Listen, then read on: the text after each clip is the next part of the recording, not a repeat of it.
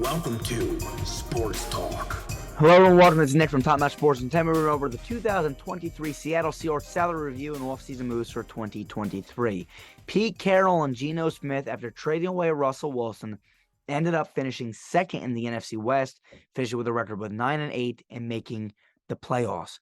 This is shocking to most people around the league, probably most of you Seattle fans, as I did not believe, and I believe most people did not believe, the Seattle Seahawks would even come close to playoff contention, let alone making the playoffs.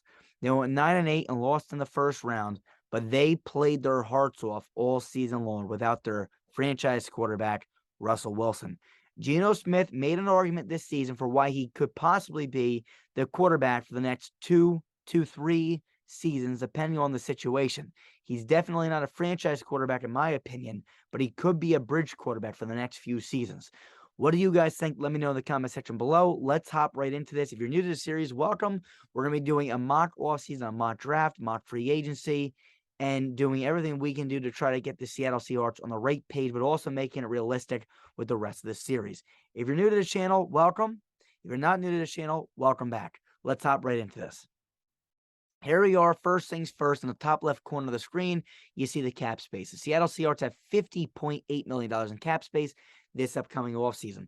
The guys that you currently see on the screen are guys that are currently under contract for the 2023 NFL season. With that being stated, you might not see some big names, Geno Smith being one of those guys, and a few other guys that you might not see here. If they're not listed on the screen, that means they're current free agents or they need a contract extension to remain on this team. If you don't sign them back, they need a walk. So with that being stated, anybody that is not listed here would take away from this $50.8 million. The guys in green, if you cut them, you save money. Guys in red, you cut them, you lose money.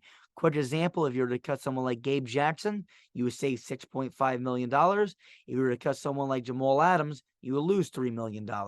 Now, again, you would definitely not want to cut anybody in red, but you may consider to cut some of the people in green, especially if they did not play well this season. With the amount of money that you guys have, I do not see you guys making many cuts, but let's hop right into the next slide where we're going to be looking at our notable losses. Here are our notable losses. Now, this screen is a screen of the people that are currently not under contract. Now, on the next slide, we're going to show you guys, I think, or the moves I think you guys are going to be making. Now, again, the first things first I want to mention is the percent of snaps played. The percent of snaps played is the percent of snaps the player has played when they were actively on the roster for game day. If they were on the IR, it does not count against them. If they were benched during the game, it would count against them. So let's start first things first, quarterback Geno Smith. Expected contract, a 3-year, $108.3 million deal. He played 100% of the snaps this season. Defensive tackle Poona Ford, 3 years, $27.8 million. He plays 67% of the snaps. Safety Ryan Neal, his expected contract is a 1-year, $2.4 million deal. He plays 63% of the snaps. And running back Rashad Penny, his expected contract is a 1-year, $4.4 million deal, and he played 57% of the snaps. Now, again, a good rule of thumb typically is guys that play a high percent of the snaps and typically will play well during those high percent of the snaps are the guys the team will look forward to bringing back the next season. Let's go to the next slide, our potential targets. All right, here are our potential targets. So real fast now, you look in the top left corner of your screen, you see the estimated cap space available is $50.8 million in estimated cap space. With that being stated, we're not going to make no cuts. We really don't got to make a lot of move.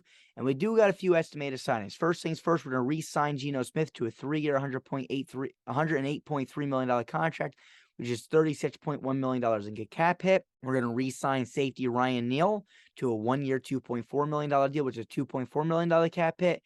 And we're going to sign center Garrett Bradbury to a 4-year, $47.7 million deal, which is $11.9 million cap hit, which totals to being a $50.4 million in total cost, which leaves us with $400,000. So now real fast, before we even do anything, we want to look at what does this do for our team needs. Well, we're re-signing our quarterback, Geno Smith. We're re-signing our safety in Ryan Neal, and we're signing a center in Garrett Bradbury. So it fills in 3 of our needs. Now in the draft, we're going to do a mock trade. We're going to trade down from the 5th overall pick to the Carolina Panthers to get the 9th overall pick and their 60th overall pick in the 2nd round and a 4th round this year as well. So we trade down 4 spots. I'm sorry, 4 spots. I'm sorry, 4 spots. We're going to pick up a 2nd round, and we're going to pick up a 4th round. So what are we going to do now with the 9th overall pick? Well, we're going to draft defensive tackle Brian Breesy. In the 1st round, with our other pick, we're going to draft cornerback Devin Witherspoon to pair up with cornerback Tariq Woolen and Kobe Bryant. We're going to bring in the second round, edge rusher Isaiah Foskey. Also in the second round, we're going to draft defensive tackle Mazi Smith. In the second round as well, the one that we trade for with Carolina, we're going to bring in offensive guard Cedric Van Pran. And in the third round, we're going to draft wide receiver Marvin Mims. With that being stated, now we got to go up here and look and see how that fills in our needs. Well, wide receiver, we're drafting Marvin Mims. That fills in that need. Also, offensive guard position, we're drafting Cedric Van Pran. At the defensive tackle position, we're bringing in Brian Breezy and Mazi Smith. And at the edge rushing position, we're bringing Isaiah Foskey. The cornerback position, we're drafting Devin Witherspoon in the first round. Now, with all these moves being made, we're really revamping our defense. We got a little signings on offense. We're re-signing Geno. We're bringing in Garrett Bradbury. But for the most part, we're really just enhancing our defense and holding on to the pieces we have on the offensive side of the football. So now we're going to go and look at the 2023 expected starters. Here are our 2023 expected starters. Now, first things first, you got to look and see, is there any yellow on the screen? And the answer is no, there's no yellow on the screen. That's a good sign because that means we don't have any placeholders according to our analysis and according to PFF. There's not really anybody out here that's bad, okay? All right, so that's good that there's no guys in yellows. Now we got to look at the guys in orange.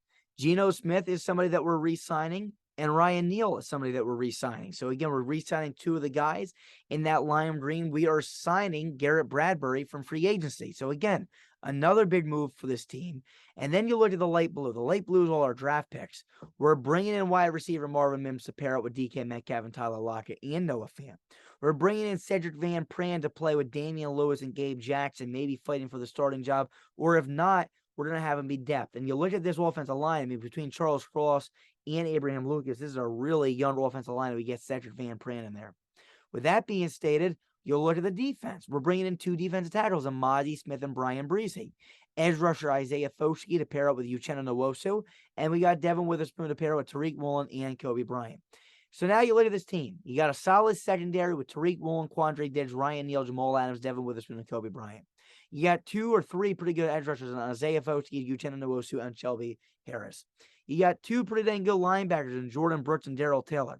And you got a very good defensive line now in Brian Breezy, Al Woods, and Mazi Smith to pair it with our edge rushers.